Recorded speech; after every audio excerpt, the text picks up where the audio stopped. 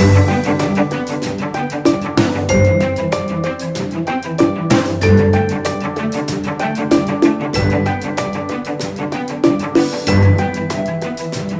B, C, then D, E, F.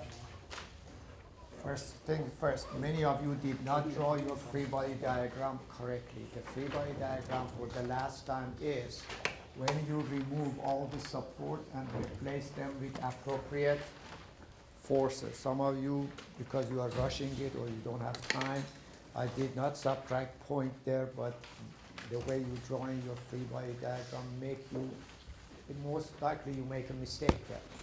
Therefore, first of all, C was a roller, as you spoke it there, so you don't look at what you have there. Some of you are still putting it in the wrong direction. Usually, when they are unknown, we put it in positive direction. So that is your Cx. And here you have F, so you should put there Fx and Fy.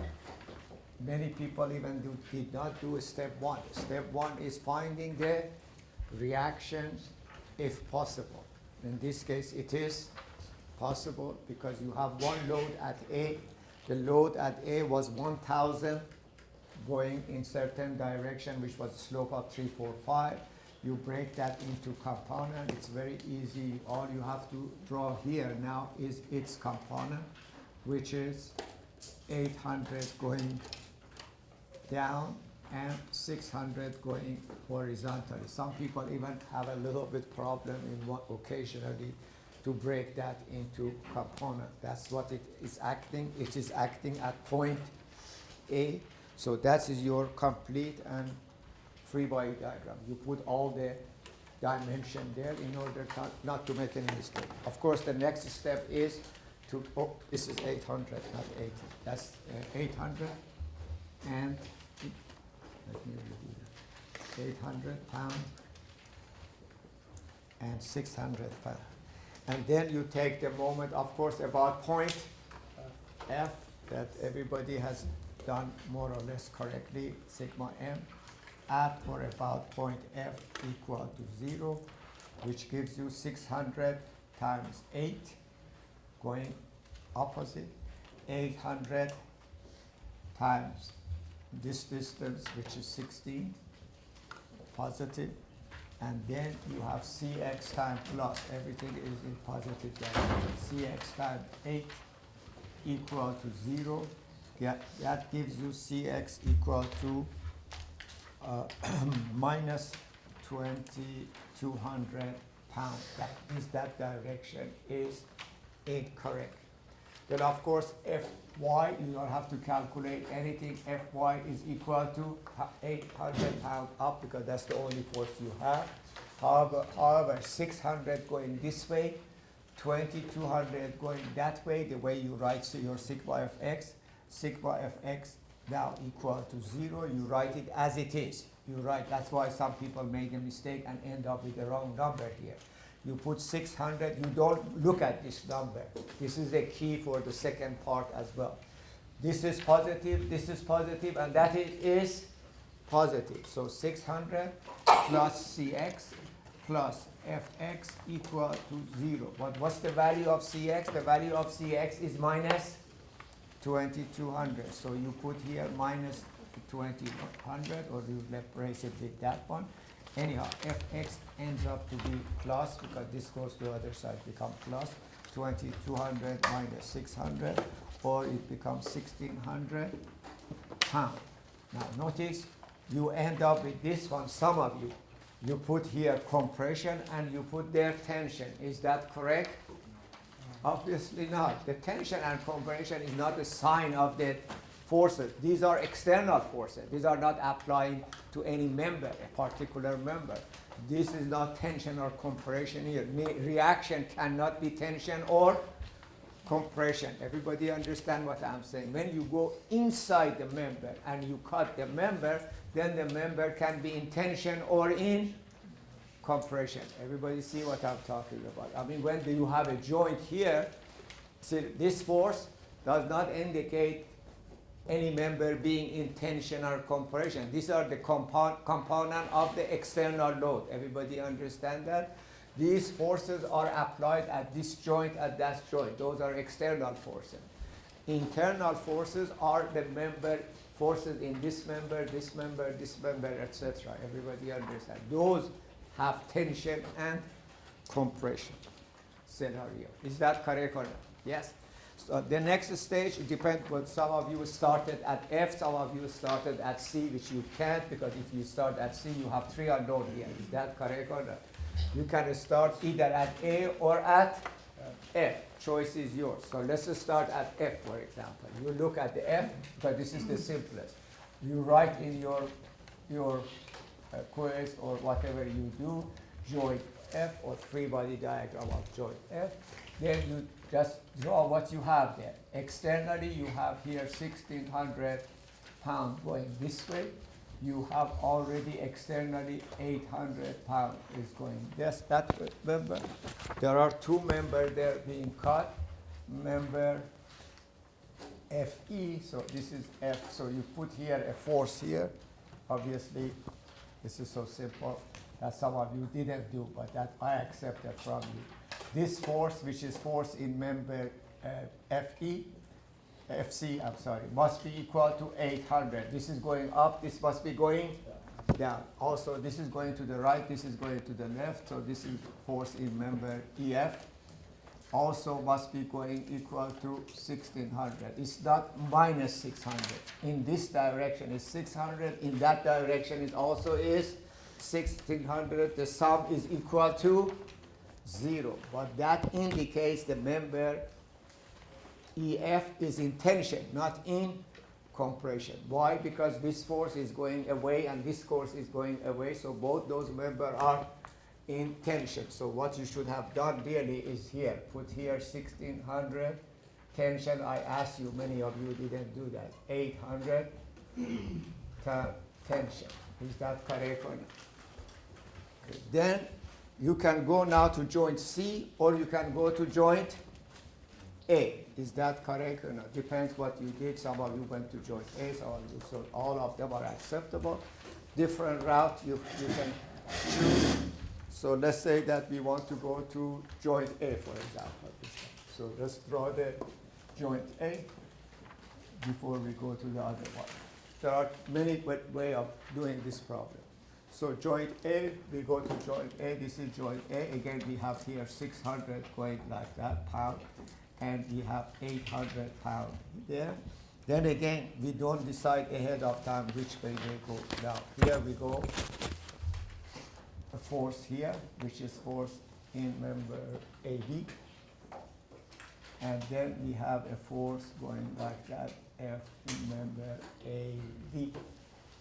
These are being cut here. Again, remember, the cut is right next to the joint A, and that point is A.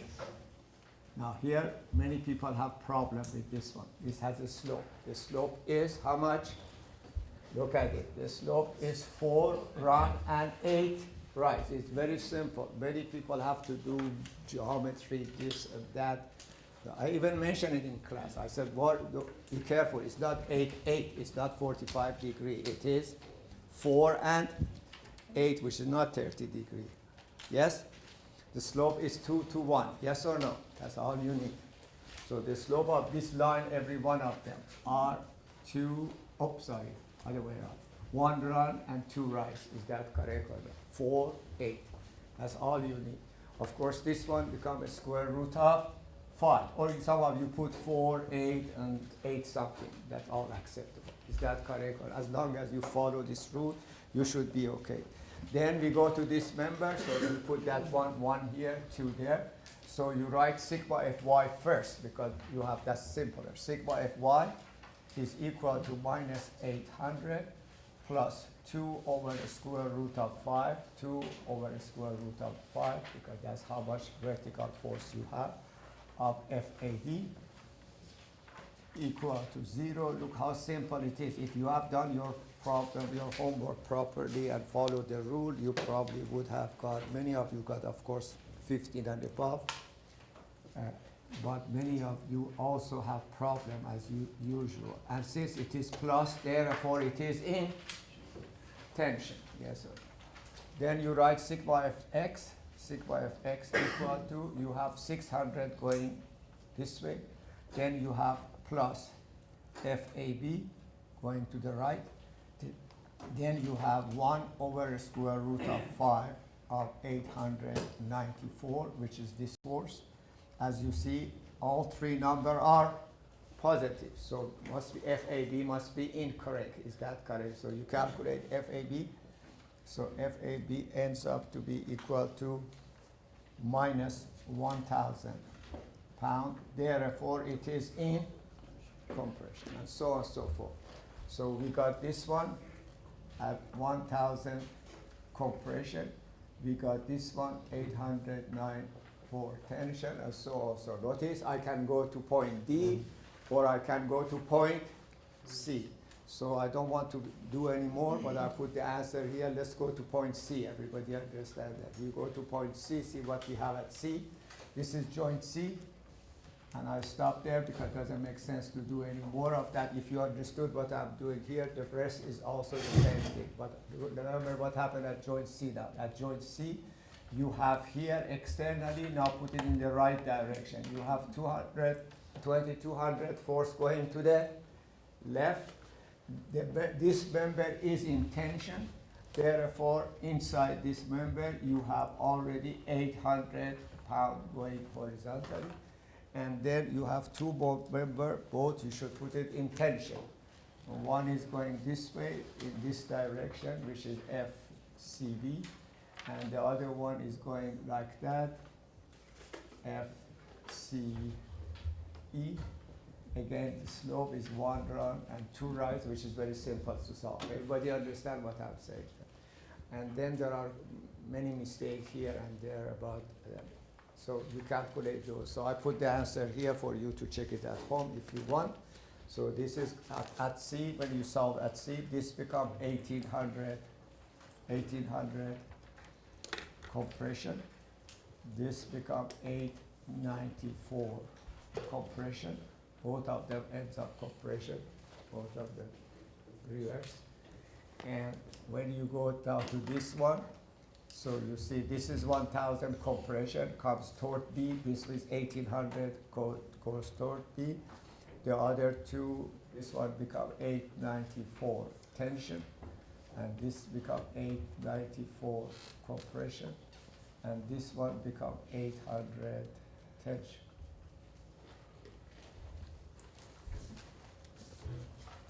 Okay? You want me to do one more joint on joint D?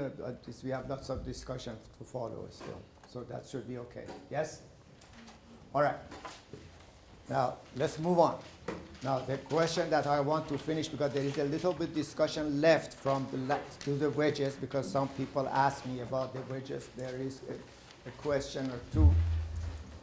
They have a little bit of problem converting two forces into, reducing the two forces into one force because of the slope, etc., etc. We had this scenario last time. Let's put it back again.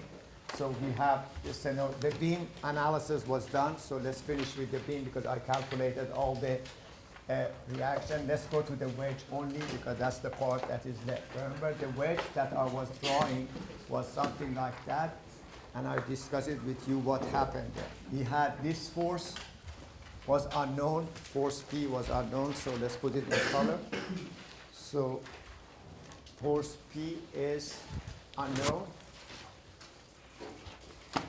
And then this force we calculated from the beam. Did I finish the beam for you? Did I calculate the forces in the beam? Yes? Yes, I did. Okay.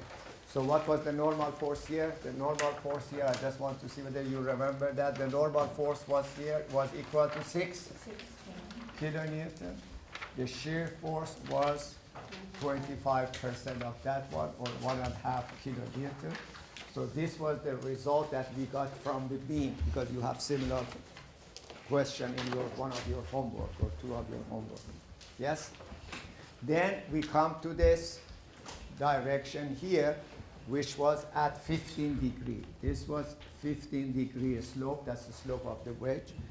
and both N and F are unknown, so here we draw a direction of the F, and since this is moving that way, the friction is here, F is this direction.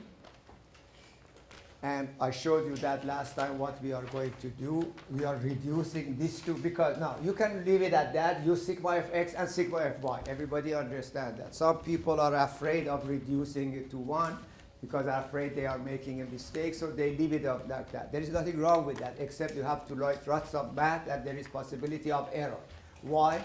Because this one has 15-degree angle with the horizontal. This one has 15-degree angle with the vertical. When you write it, it looks like three unknown. You have to convert this into n, etc., or n into f, what versa. But it is doable. Everybody understand. But it is advisable just to have less math, and you have to learn the technique anyway, to reduce this to only one force. Now that force become independent, as if this doesn't exist. Forget about it. No.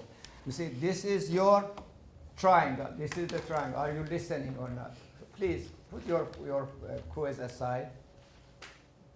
I'm talking about this, and you are talking about the quizzes. This angle is 15 degrees, yes or no? And then the resultant of these two forces, in this case, will be added. But as I said it last time, sometimes you have to add, sometimes you have to subtract, because if F was in this direction, notice what will happen. Then R will be here, not there. Everybody understand? Then it will be 15 minus 14 degrees.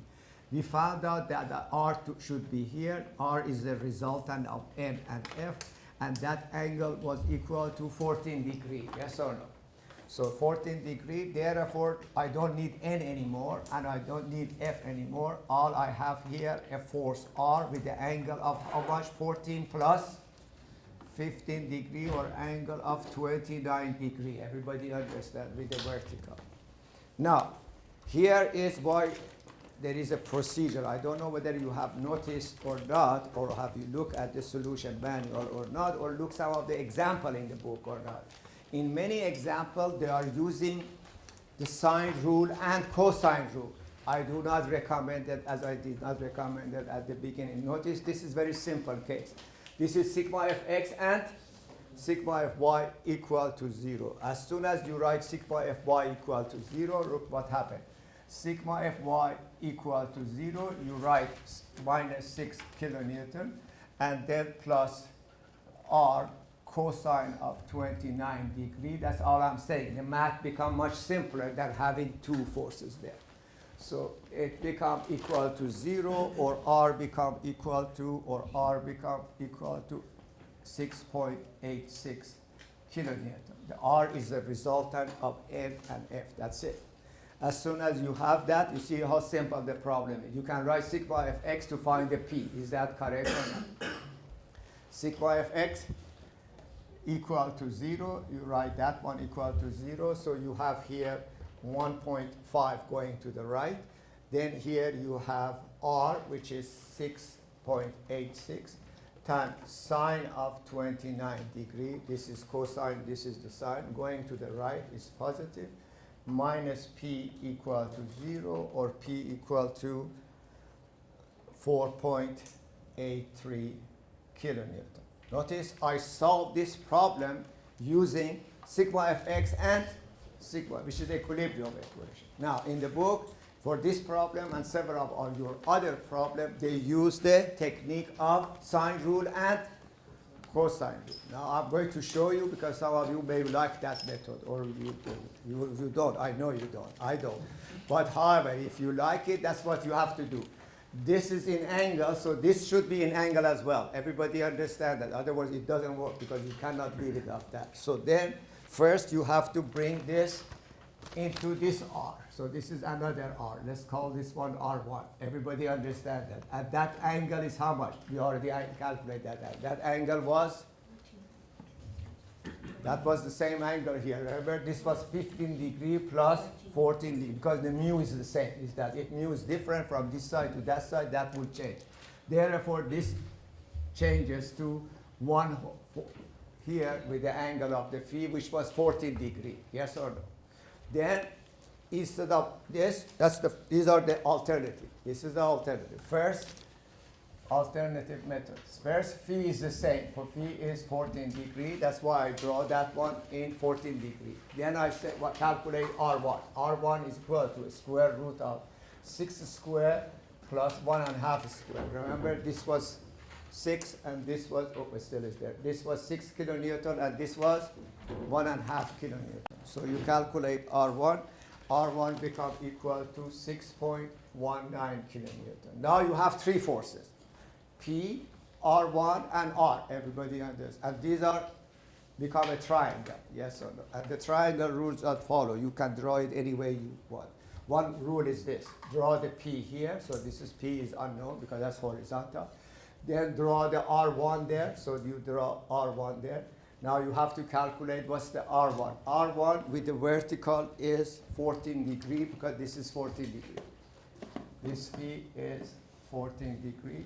So this angle is equal to 14 degree, which makes this angle is equal to 76 degree. And then from this point, you draw the R there. This is the R, and R is equal to 686. So this is 686 equal to R, and that angle, we calculate the angle here. This angle is 29 degree, correct? Because that's the angle we find in there. Now this is 29 degree, this is 14 degree, so this one becomes 43 degree or whatever. This is also equal to 14 degree. So this total degree becomes 43 degree. This angle becomes 76 degree. That angle becomes 61 degree. Then they use the sine rule and cosine rule. Which method do you like? Okay. That's your job to do, everybody. However, why I do not recommend that method, which is applicable. I'm not saying that's not, that sometimes maybe to your advantage to do it. Is that correct or not? Or what is wrong with this is this. If this wedge has a weight of 10 pounds, you have to use sigma fx because it is more than 3 forces. If it is more than 3 forces, you cannot use the sine rule and cosine rule anyway. Then you have to go back to the square one and use sigma fx and sigma f1. Everybody understand what I'm saying? That's why it is correct. You can use it. If you like it, you can use it. If you prefer that to this one. Sometimes it may help, sometimes it doesn't. 3/4 members are always like that. Everybody understands. This was the method of 3/4 member. In this case, sine rule and cosine rule. So it is up to you whether you want to use it or not. However, remember that as the same problem, this is what some of you were asking during the office hours. If it happened that the direction of P changes, look what happened here. And this is just for discussion we have with some of the students during the class. This is the N. Is that correct or not? N is there. This angle is how much? 15 degree. If F was in this direction, if the direction of the P changes, because everything changes, everybody understand that. Now, where is the R? The R is not here. R is there. At what angle? 14. So what's the angle of the R with vertical? Only 1 degree. Everybody understand. This is 14 degrees, so the angle is 15 minus 14. Everybody understand. Depends the location of the F. The angle sometimes added, sometimes subtracted. Depends which one is larger. If the mu was 0.4, R could have gone to the other side. Everybody understand that. Then you have to, if this is 14 degree, you have here 25 degree. This angle would have been, with the vertical, would have been 10 degree because 25 minus 15, and so on and so forth. So my suggestion to you is draw your picture and read what you are doing by just locating the R. Is that correct or not? So it is not a routine that always being added or always being subtracted. Everybody understand that. Depends on the value of the angle of the wedge. That can change to 30, 40 degree, or the mu depends. Sometimes add, sometimes subtract. Phi minus theta, theta minus phi, and all sort of things. That's why I gave you 3, 4 more options. But the best suggestion is draw your picture. That's it. The last subject of this chapter is the belt. So let's go through the belt analysis, and that one we do one example, and then we move on to the new chapter. Any question there? Are you okay with all your homework now? You see, in your homework, there are 2 or 3 homework that you have to decide. Let's take a quick look at your the other handout problem, just because we are at it. So the other handout problem, then let me draw that one here quickly. Oh, okay, here I have a copy of that. So there is another problem here, which I'm just asking you just analyze it. I don't want you to do it because this is very simple.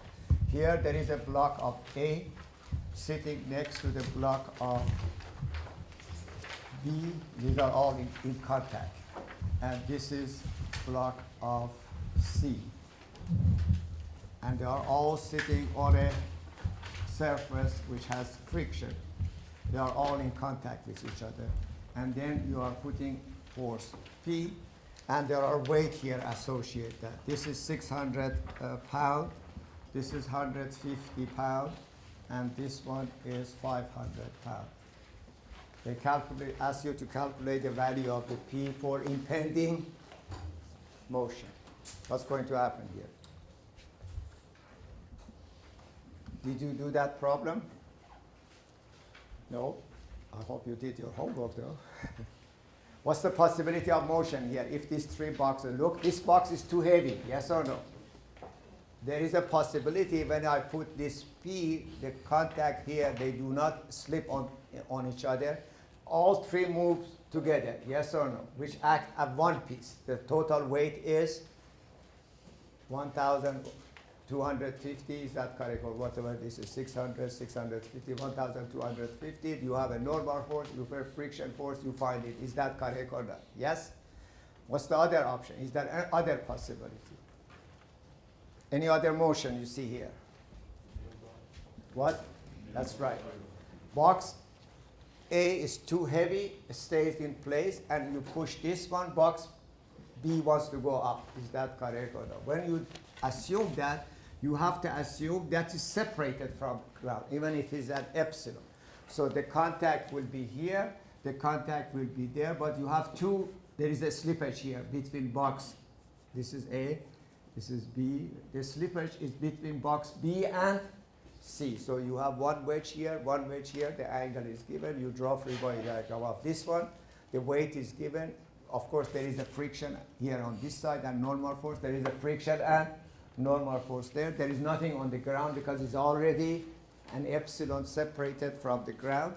And therefore, you draw free body diagram of the B. You find the normal forces here. On the other side, you put equal and opposite, and then you calculate the value of P. Is that correct? It's very simple, but I just have to mention it. Correct? So there is no, if you do your homework, then I have a look at the homework, which is similar to those problems. That is the idea. Now let's go to the idea behind the pulley and rope, because everybody knows that rope and the pulley, they have friction. Sometimes that friction is useful, sometimes we try to avoid it because friction is not always bad. Is that correct or not? All your belt system in your car, your cooling system, which has a belt system, actually you need the friction, because the friction causes your everything to move around. If there is no friction, there is no movement. Everybody understand that. So therefore, this is what we are going to discuss in future classes as well, but that's the design classes, but in the strength of material. But here, as far as the static is concerned, notice what will happen. If you have here a pulley and there is a rope here going like that, this is, in general, we said this is T and T, yes or no? Correct? And if this is T and this is T, because we are assuming there is no friction there. Is that correct or not? This can go like that or could be like this. You know, it doesn't have to be like that. T and T. Of course, there is a pin here. There is a pin here at the center, and this pulley is connected to some other machine part. Yes or no? Correct? We are only showing the action forces, not the reaction. If we are saying that there is no friction, then this T and this T must be equal, yes or no? That's exactly what happened, for example, if this is your belt system in your car, that engine is off, this is what's going to happen. As soon as you turn the engine on, You are going to create some, engine has some horsepower, it's going to create some torque. We'll discuss that in NE 218, how to transfer horsepower into torque. Torque become a moment, everybody understand that? Then you pull this one, so the tension in one side become larger than the other side. So we have T2 and we have T1. So if this is the case, and T2, let's assume T2 is larger. You want to write that in your note. T2 is larger than T1. Therefore, now that pulley start to rotate. Is that correct or not? Because T2 radius is the same. Previously, when T1 was equal to T2, the moment of T2 and the moment of T1 were equal and opposite, no motion there. Is that correct or not? Yes? Now that there is a friction there, T2 is larger than T1. Everybody with me? Therefore, the moment of this side is larger, so it wanted to do that, but it is free, so it starts rotating. Is that correct? And that's why this thing going to cool off, so turn something, and your cooling system works. How do we calculate when this is given? The coefficient of static friction is given, or at the time of impending motion when we want to start or want to stop. So T2, write it down, become equal to T1 E, which is Euler number. Everybody is familiar, it's in your calculator, to the power of mu s, or mu in general if we are in this impending motion, times beta. What is the beta? Beta is the, write it down, beta is the angle of, we call it the angle of the part that belt is in contact with the pulley. So if we are looking at this one, the angle is how much? The angle is 90 degrees. We are looking at this one, the angle is 180 degrees. Is that correct? But we don't put it in degree, we put it in radians. So please write it down. In beta, in radian, and that depends how much. Notice, generally, T2 is much larger than T1, and if mu is constant, let's say you have a post, a big boat come there, and you have seen in the port, the big boat come, but they put a rope there, but they rope it around several times. What they are doing? They are not increasing the mu value between the rope and the pole is the same. What are they increasing? Beta. Everybody understand? If you go 2 rounds around, beta become 4 times. Everybody understand that? Yes or no? The whole circle is 2 pi. Yes or no? And you go 4 times around, that's 8 pi. So you put here, these two become tremendously higher than T1. Yes or no? And that's why you see all this Western movie, you see the cowboy goes there near the bar, just he throws his wood, and then walking, that horse goes nowhere. All stays that he can't, the poor horse cannot get away from that friction. All he has to do, turn that around 1 time, and that's what they do. Next time, watch them carefully. Yes or no? Okay, so that's it. So the number of the, everybody understand that. So if this is, if I have here a system, this is a post, and the rope goes like this and like that. I have to see how many times going around. Each circle will be 2 pi. Is that correct or not? So it had more friction. So let's look at the example here. This is example 105 and 106 in your book. I have given you 2 homework. Everybody understand that. That's the only one was left out. So let's discuss that. So let's see what problem we have here. That's all. I'm not going to, there is no proof that, but there's something in the book. You want to look at it, you don't have to worry about it. You can use this equation. There's no time for proof of that. It's not part of a class anyway. So remember always. But T2 always must be larger than T1. That was the key. Did you write that key? T2 is larger than T1, and that is the equation. So now here is the problem. So here we have a system. So you want to draw this system for yourself. This is one of your homework, 105 or 106. I'll do one of them, not both.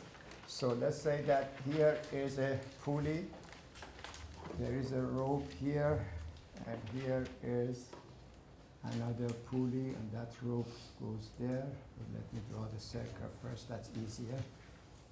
Okay, so there is a here, and then we connect these two together, and the rope comes down there, and there is a weight here. And this one goes like that. Okay, so that direction is at 30 degrees. Here is the weight, we call it tension A.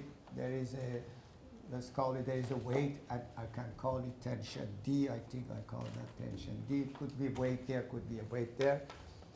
And this is pulley B. There is a block here A. There is a block here in the book D, which I reduce to that. This is pulley C, and that angle is 30 degrees. And the mu is given, mu of static friction is given for all surfaces equal to 0.25. Again, remember we had this problem in different formats. So let's say there is a weight hanging there. If this weight is too light, the system may roll this way. Is that correct? If this weight is too heavy, the system may go that way. That's the difference between problem number 105 and 106. One is asking you to calculate the largest value of block D.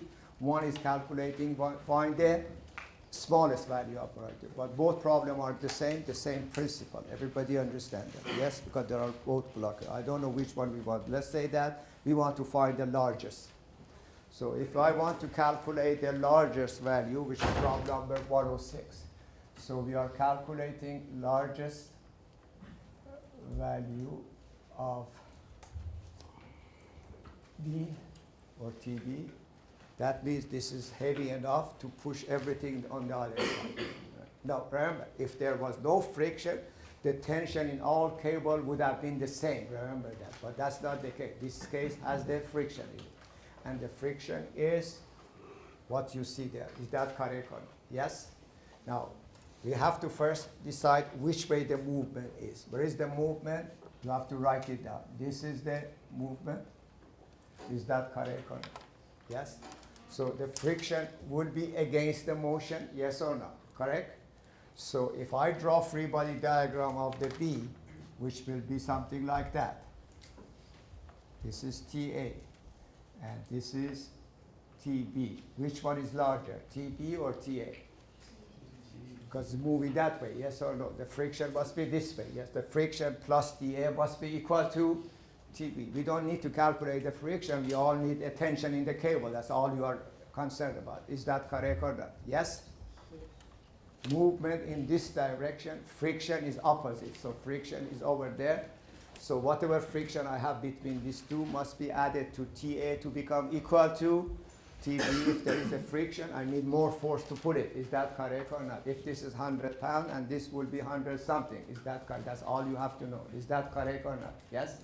Therefore, T2 is TB, T1 is TA, because that was the formula I gave you. Remember one more time. T2 was equal to T1 e to the power of mu times beta, and T2, this was the key, must be larger than T1. So here what you have to write here, you write TB equal to, so T, let's call it TBC.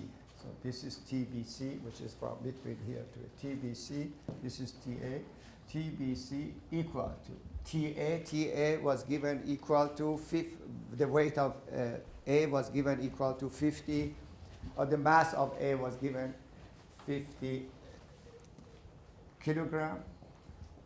So of course you convert the mass into the weight of the A, or equal to TA. This is a block here. And weight of that equal to 50 kilogram times 9.81, or equal to 490.1 Newton, or you can write it 491 Newton. Let's leave it at that. So you write that equal to 490.1, because that's equal to TA. So TA is equal to the weight that's hanging there, times E to the power of mu, which is 0.25, times beta. What's beta? That is the only thing you have to worry about this kind of problem. What's the value of beta? How much? 150 degrees 150? 150 degree? Are you sure that's at 150 degree? It's either 120 or 150. Which one is correct? Are you sure? First of all, this part is 90 degree, yes? I need this part, yes or no? Okay, continue this, go up. What's this angle? Is this angle equal 30 or is it 60? This is 60, yes? So what's that angle? 30. So what's the total angle? 120. So 150 is wrong. Is that correct or not? Did you see that? Yes, guys? Yes, look what I'm doing here. You have to extend that a little bit. Extend that all the way there. Take the vertical line.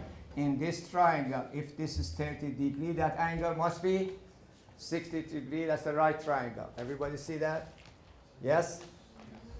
This is 30 degree. This angle is not in a scale. That angle is 60 degree. If that's 60 degree in this triangle, because this is tangent, this is 90 degree. In this little triangle, this is 60 degree, this is 90 degree. That angle is how much? That angle is 30 degrees. So the total beta here is 120. Now, as I said, you have to be careful about that. Notice at the beginning, everybody assumed that's equal to 150. It's not that. Just draw a little picture like the direction of the friction in the wedges always is a question. Times 150, of course, 150 is equal to 120, I'm sorry. So that is equal to, how much we call that? 2/3 of pi. That's right. And then give me the number because I want that number. 490.5 times E. Use your calculator. I have it here. I just want you to use it once but to be able to use it if it comes in the final or homework quizzes. What's that number? Everybody should use that one. E to the power of multiply 0.25 but 2/3 of pi in radian 3.14. You don't have to convert it in degree. You come to a number of 1.688 or 0.69, yes. 1.688. I'm going one more digit, or 1.69. That's acceptable. So that one becomes 828 Newton. So we already calculate TBC. Notice it went from 490 to 828, a little bit less than twice. Then we go to the pulley C, and in pulley C we have this scenario again. So that's the pulley, and we have here TB, which we are looking for, and then we have that one going like that. Still, this is 30 degree. And this is the C.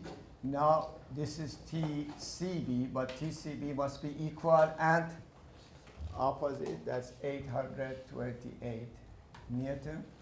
Again, TD is larger than this one because we are going maximum, maximum. If we are reversing it, we're going minimum, minimum. Everybody understand that? It's a very simple operation. That's what I have to show it to you. Then TD become equal to, because TD is larger than, you have to write it down. TD is larger than TCB, that's your logic. You use that one because this way is moving that way, again, because this is the movement. Movement, friction is that way, so therefore that's what you do. And then you say TD equal to TCB, which is 828. E to the power of 0.25. Sometimes the mu is not the same, but here mu we are assuming is the same. And this time, what's the how many degrees is that? Of course, this is 30 degree or 60 degree. Now this time you are reversing yourself. Before you do anything, calculate. That's what I said. Last time you add 60 degree, it was wrong. I said it's 30 degree. This time you are giving me 30 degree, which is wrong. It's supposed to be 60 degree. All because you are not doing that correctly. Is that correct or not? Yes? This is one, you see, that this angle is how much? 30 degrees. So therefore, so as you see, this angle will be equal to, if this is perpendicular, this angle will be 60 degree, correct? Both wrong, whoever said that. I don't know, it was one person or the same person making that mistake twice. Is that correct or not? Yes? The point is, draw it, see it. Don't make a judgment just by looking at it. Is that correct or not? Yes? Correct? Is that clear? Continue your line when they intersect, you see it. Is that correct or not? Because the line here was 30 degrees, so that angle is 30 degrees, this is 90 degrees, this angle becomes 60 degrees. Is that correct or not? Therefore, it becomes multiplied by pi over 3, that's right, pi over 3. So you put it there, and you calculate that one, and that one become equal to, TD become equal to 1076 Newton, or mass of D become equal to 1076 Newton. Oh, let me write that in number. 828 times 1.299 or 1.3 should be good enough if you are going 3 digits. And the mass will be 1076 because that's what they asked for, divided by 9.81 equal to 109.7 kilograms. For 109.7 kilogram or more, this object is going to start movement at that point, and after that larger, then it's going to accelerate. Acceleration is a dynamic problem. That's, you have to study that. You will. That will be one of the first week or second week of your dynamic course, finding the acceleration of this system. Everybody understand? But this is not the stat. That is when it start moving. Is that correct or not? How? If I want the shortest, now be careful here. If I want the smallest, what should I do? You see, you don't have to redo the whole problem. That's why I put this number there. The only thing I'm going to just briefly say that because you can already guess it what the result is. The result is this. Everything is the same except the movement now is opposite. So the movement is that way. So of course when I draw this free body, that TA is larger than TBC. Is that correct or not? Therefore, you write it like that. You write, this is the second option. This is problem number 105. 105 is right in this column.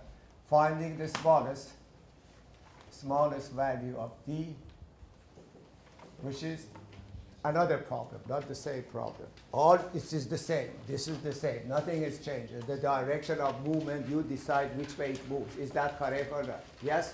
This is the movement. Okay, movement. The movement is that way because this one is larger and this one is smaller. If this is the smallest value, it moves that way. Yes or no?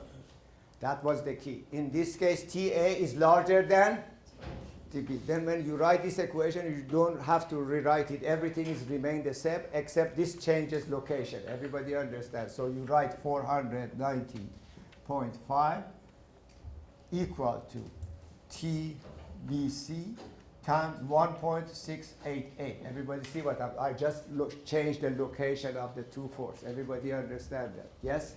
Mu is the same, beta is the same, except this become, this for this color, this is equal to T2, this is equal to T1. So this is T2, which we already have it, equal to a TB, become a smaller. Everybody understand that? In this case, TBC become equal to much smaller, so it become equal to 291. 291 Newton. And then again, we go to that one.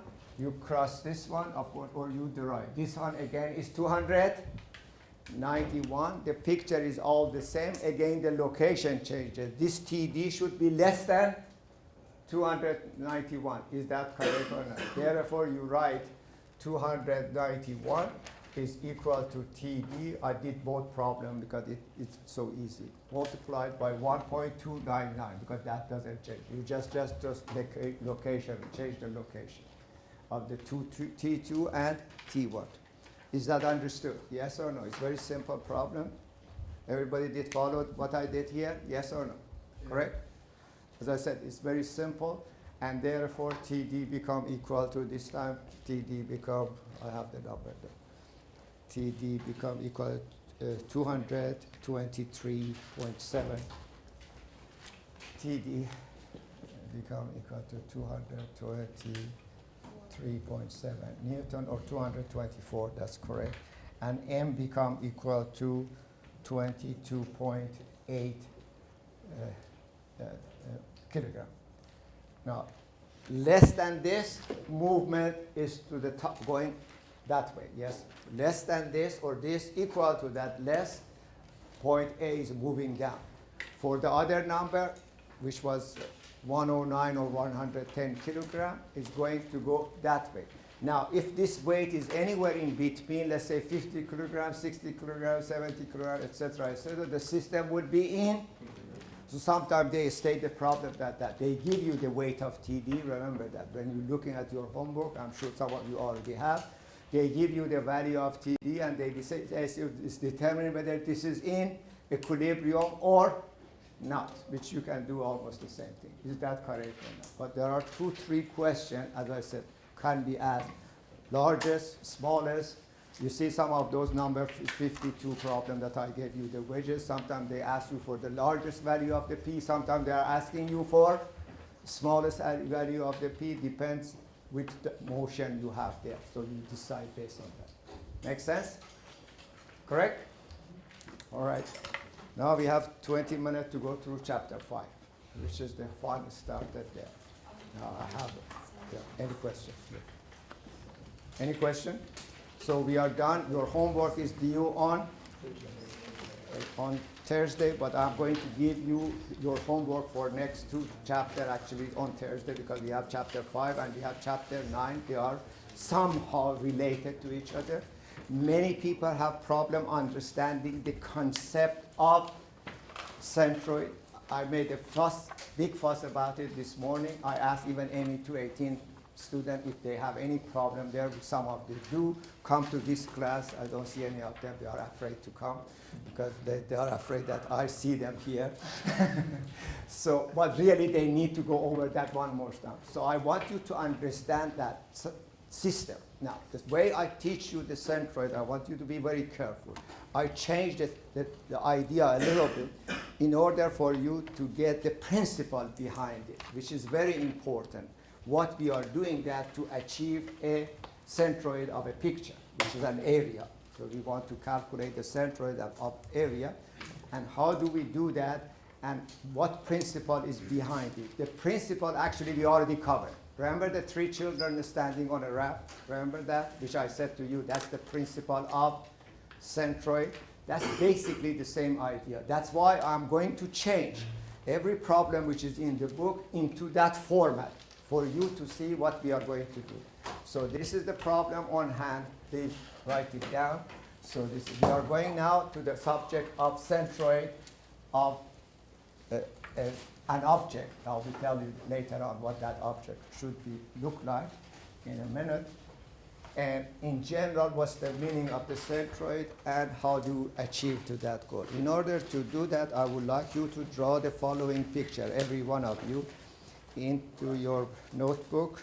So if I find my notes about the centroid, which are not, these are not the one, should have it somewhere here.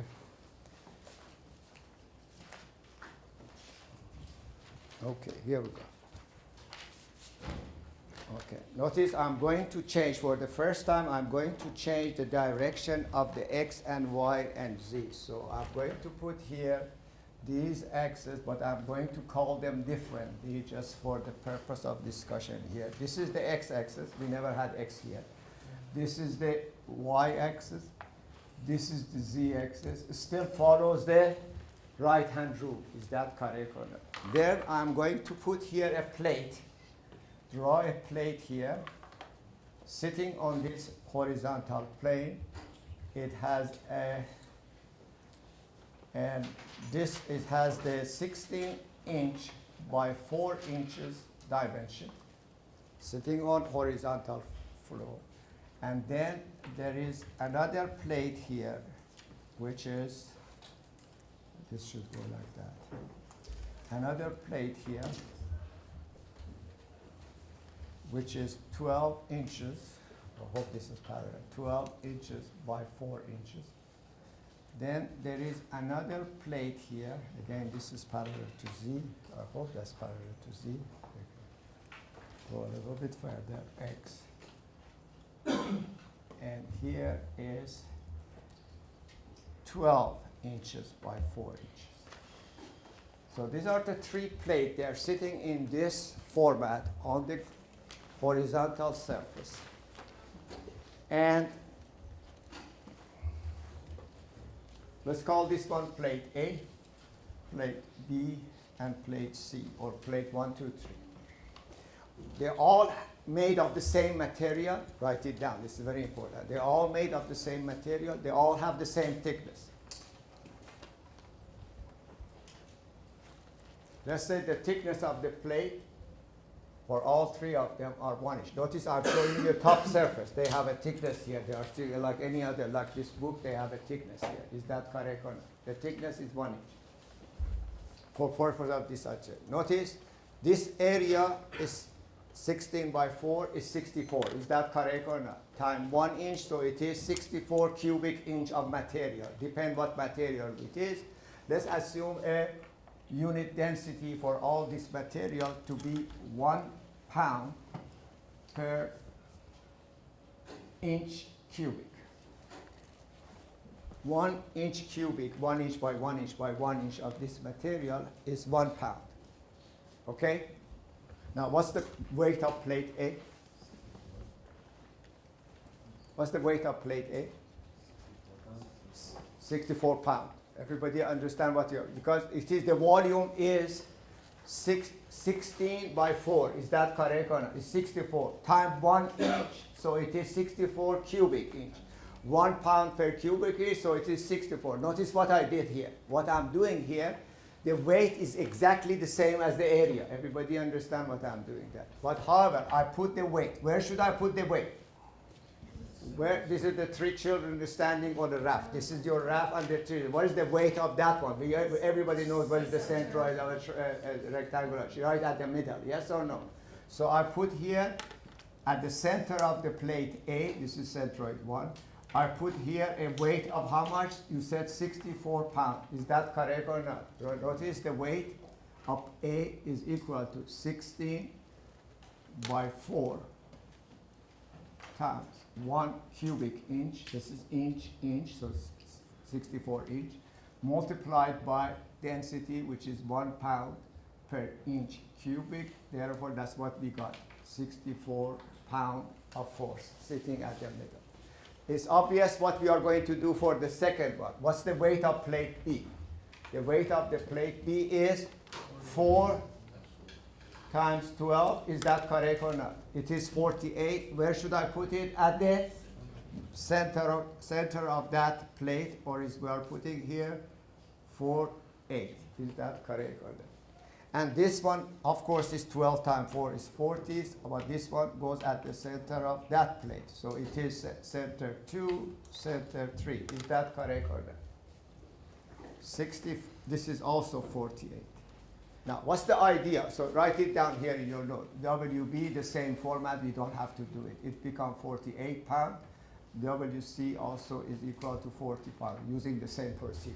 I purposely chosen 1 inch and 1 pound per cubic inch to make it all the same. Is that correct or not? Yes? Yes.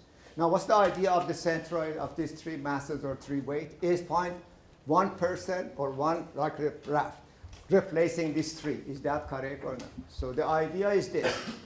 This is what we want to do. And this is exactly what the idea is. This is the same system of axis. So let's draw it exactly the same. Now, I'm going to put here, this is centroid. That centroid, they show it like that. That's the centroid of these three plates. Is that correct? Three volume. Is that correct or not? Yes? What should be what idea should I use to make this centroid of this system? These two systems must be equivalent. Yes or no? What's the equivalent idea? Remember what equivalent idea was? Sigma F1 must be equal to sigma F2. Everybody can guess that one. Because if this is 64 pounds and 48 pounds and 40 pounds, three children, remember that? What should be the weight of this person? I joking said we should be a little bit heavier. Remember that? Yes? The weight of that person should be equal to sum of that one, because summation of force in system 1 equal to summation of the forces in system 2. Therefore, write it down. Put here capital W. Capital W, this is called, this one, W1 or WA. This is W2 or WB. This is W3. Is that correct or not? So that's what you see suddenly in the book. So W must be summation of a small wi, correct? I goes from, in this problem, goes from 1 to 3. It could be 1 to n. Everybody understand that? For our case, that's equal to. This is general rule. This is our problem. That one will equal to how much? 64 plus 48 plus 48. Remember, this is the same problem as we did before. So the summation of the forces become 160 pounds. So a person, single person with 160 pounds replaces those 3 children. But that's one condition. The second condition is not satisfied, right? Where is the location of that person? That's why the centroid comes about. The centroid is finding the location. So that's why I did it this way. Remember, this one is x-axis. This one is y-axis. What is this distance? Be careful what you are answering. What is this distance? It is not x. This distance is y bar, and this distance is x bar. In previous problem, it was y and z, I believe, or x and z. I don't remember. Is that correct or not? So we need x bar and y bar. How do we achieve those? Go to the second condition. The second condition is the moment about the point should be equal to 0, which we are not going to do. We are taking the moment about x-axis and about the y-axis. Depend which one you want. Let's take the moment about the y-axis. Everybody understand that? The moment about y-axis, what do we have here? W times what? X bar. So we are writing the idea is the idea of equivalent system. The same idea being used here.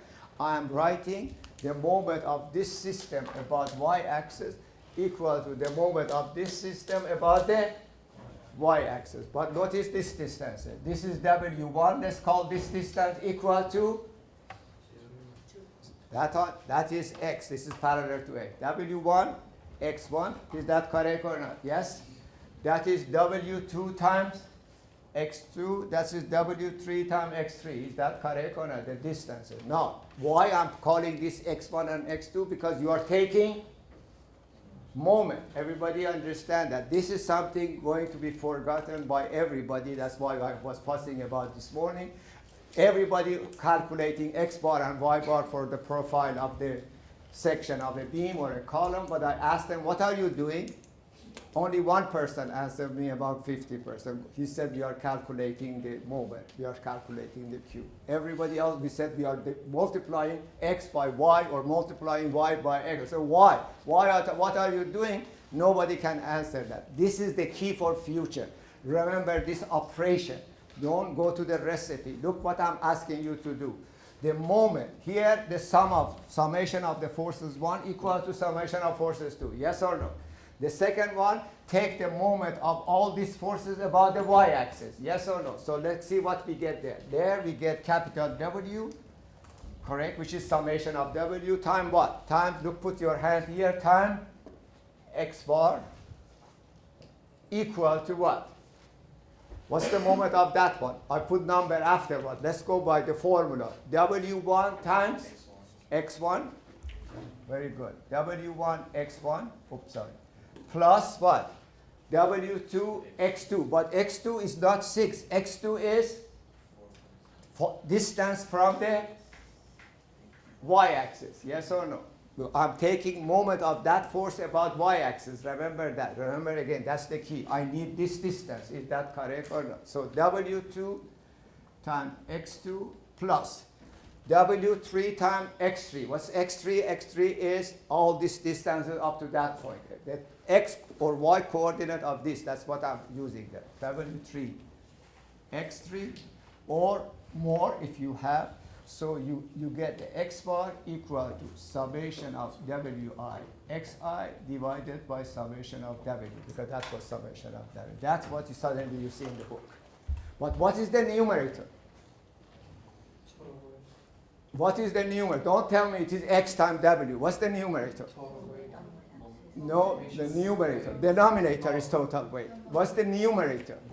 The moment about the y-axis. So we are going to call, although x appear here, we are going to call them qy.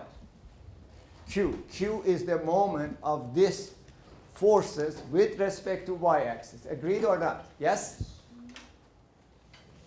That's what I did. I'll show the number now in a minute. So let's calculate that one.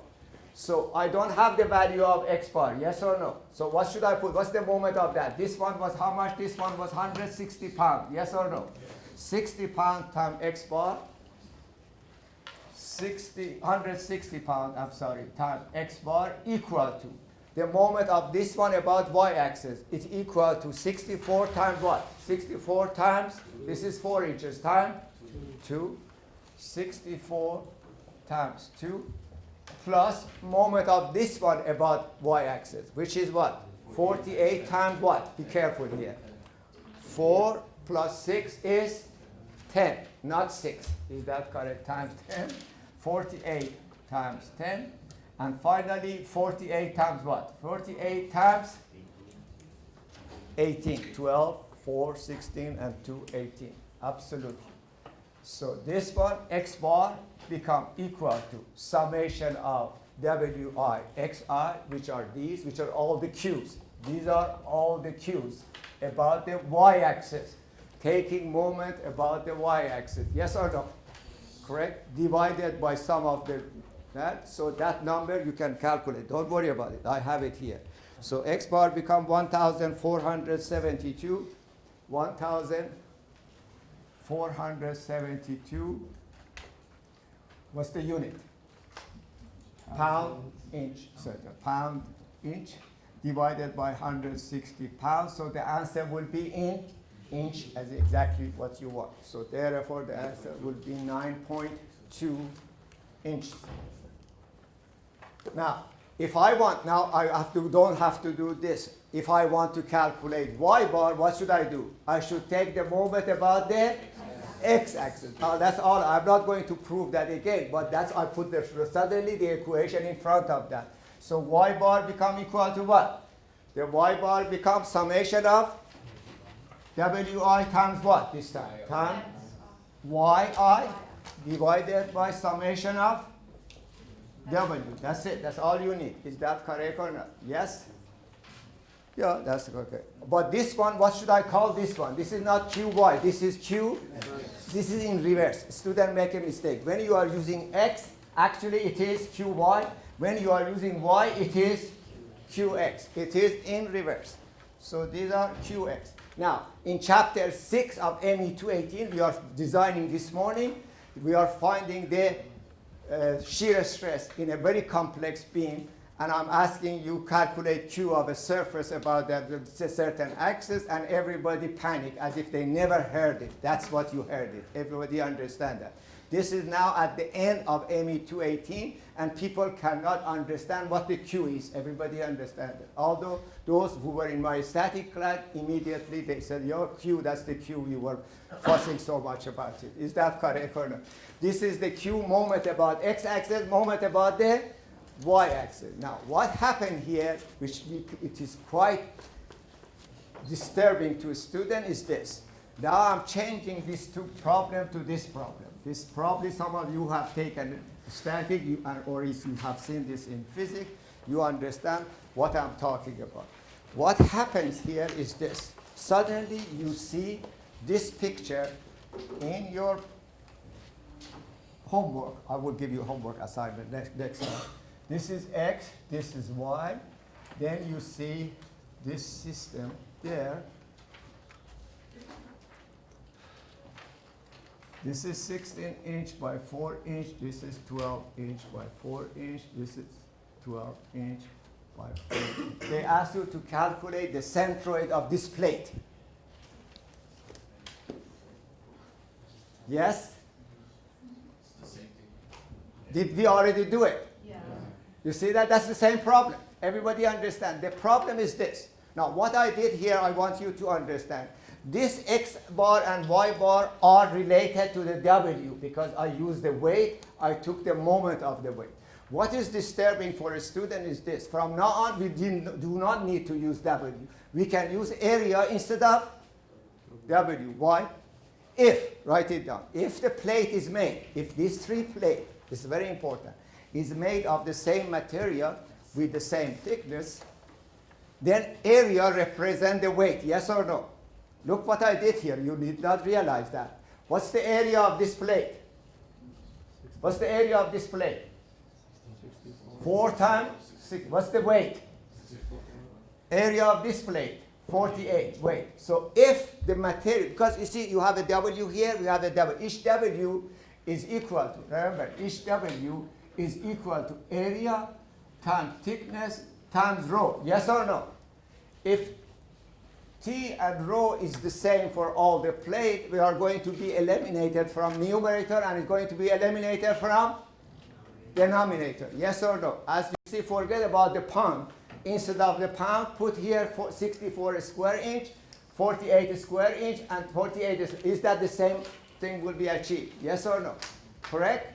So therefore, that's what they are surprising when I say I'm taking the moment of that area about the x-axis. They say, what? You are taking a moment of area. They don't realize, first of all, this was like that. I turned it into this. Yes or no? However, the key is all the section should be of the same material with the same thickness. Yes or no? Now, here it is. What's this area? This is area 1. This is area 2. That is area 3, or you call it ABC. Is that correct or not? Let me finish that because we are running out. Then I answer you. Then you write a table like that. So this is all you have to do. Now, some of you may be familiar with this table. Here you put the area. Now, assuming all the area, I am repeating myself, assuming this plate made of the same material with the same thickness, I can replace the W with the area. Everybody agrees or not? Yes. You see what this is what's going to happen. Y bar, which was equal to summation of Wi, Yi divided by summation of Wi. This rho and T comes for all of them, comes out, and it becomes Ai, Yi divided by rho T comes out, summation of Ai. Rho T and rho T drops out. Everybody understand that? Then you see this in the book, x bar equal to summation of Ai xi divided by summation of Ai, and y bar summation of Ai yi divided so all we are doing, these are under, again put a star here, under assumption all the plate are made of the same material with the same thickness. Did I make a mistake? No. This is Ai, no. But this is, yeah. No, this is Q, moment about the y-axis. This is the moment about the x-axis. That's correct. Is that correct or not? The Q is different. Notice all the W's will be replaced with the area because they are proportion. Everybody understand that? Yes? However, if you have a beam with 2 different material, of course you cannot do this. You have to change one material into other material, which gives you another idea how to solve the problem. Yes or no? So in other words, if this plate, look at guys, if this shape, and there's 2 square foot, and I have 1 square foot, the weight of this one is twice as much the other one, because that's 2 square foot, that I use the square foot instead. But that's one thing. The second thing is taking moment this way doesn't make sense. Everybody understand that. But that's what we were doing there. So what you do that, let me finish it. You put here area 1, so you put 64, so area, you call it area A, B, C. Then you put here A, which is summation of the numerator, which we have 64, 48, 48. So here you put the summation, 160. In this case, it's a square inch, but that's okay. It's still equal to the weight. Everybody understand that. Then you put here xi, yi. You want to do that, and I'll let you go. Now, be careful what you are saying about xy and yi. Now, x distances is this way, yes or no? What is x bar of that point? 2. What's y bar is? What's the y is? y for this plate, y of that plate. This is 2 moment getting, this was for x, this is for, I mean, this you are using for y, moment about y, but this distance is 2, this distance is 8, that's correct. This distance is 8. And then for this one, this distance is not 6, some student make, because this is in idea is taking moment about y-axis, yes or no? So therefore that distance is 10, and the y is 2, it is in. And this one, the x is how much? You had it there too. X is 18, the y is 6. And then you don't need this summation. What you need is the last 2 columns. You need summation of AI xi, which is qy, and you need summation of AI yi, which is qx. Is that correct? Which are the moment. Remember that. Those are moment. We call it moment of area. And if you haven't heard this story, you say, well, area doesn't have a moment. Is that it has to be a mass? Yes or no? But that's under this scenario. Is that understood? Yes.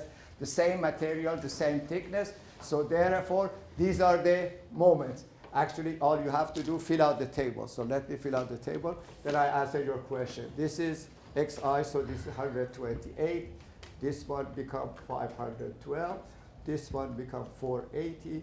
This one become 96. What's the unit of this? Now, it's not pound, inch. The unit now is what? This is very interesting. What's the unit is?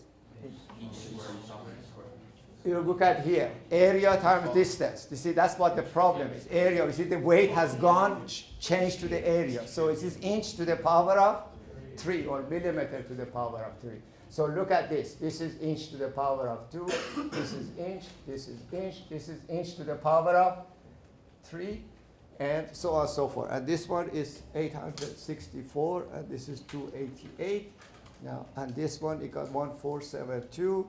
800. Every instructor tells a student do this, and they find x bar and y bar, but every time I ask them what is this, no answer. But those are moment about x-axis and moment about the y-axis. Everybody understand? Don't forget that part of it. Now you have a question. I already answered it. Okay, or you figured it out? One way or the other. Okay. All right, everybody understand that. Now you have to understand this when I do integration method for a curve. The same principle applies. You have to take the moment about x-axis and the moment about the y-axis. You bring that principle, your home, you will see that it is very easy to understand. Otherwise, you don't understand. Okay.